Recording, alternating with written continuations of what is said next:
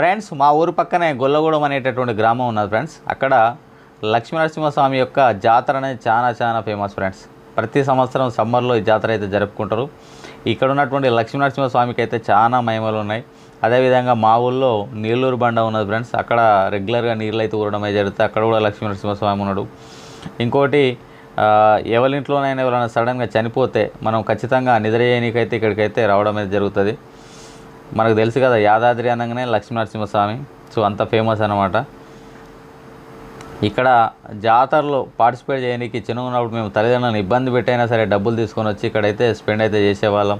చిన్న ఉన్నప్పుడు కార్లు కానీ దాని తర్వాత తుపాకులు కానీ కొనుక్కొని ఈ జాతరలో ఎంజాయ్ చేసేవాళ్ళం. అదేవిధంగా ఆడపిల్లలు అయితే గాజులు కానీ స్వీట్లు కానీ కొబ్బరికాయలు కొట్టి పెళ్ళి కానీ ఆడపిల్లలు అయితే మంచి భర్త రావాలని, సో పెళ్ళైన ఆడవాళ్ళు అయితే వాళ్ళ భర్త మంచిగా ఉండాలని చెప్పేసి అయితే దేవునికి అయితే పూజలు అయితే చేయడం అయితే జరుగుతుంది ఫ్రెండ్స్.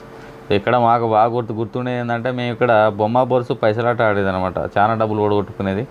సో అదైతే మా యొక్క చిన్ననాటి యొక్క చేదు తీపి గుర్తు అని చెప్పేసి చెప్పుకోవచ్చు ఫ్రెండ్స్.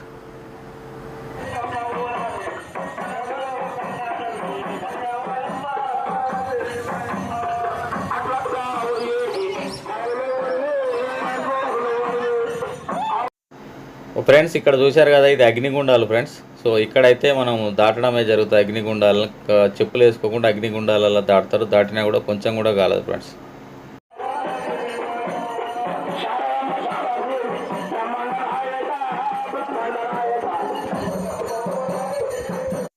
చూడండి ఫ్రెండ్స్, దేవుని యొక్క వ్రతాన్ని ఎంత మంచిగా డెకరేషన్ చేశారో. సో ఈ విధంగా వ్రతాన్ని డెకరేషన్ చేసి వ్రతాన్ని కూడా లాగడం అయితే జరుగుతుంది ఫ్రెండ్స్.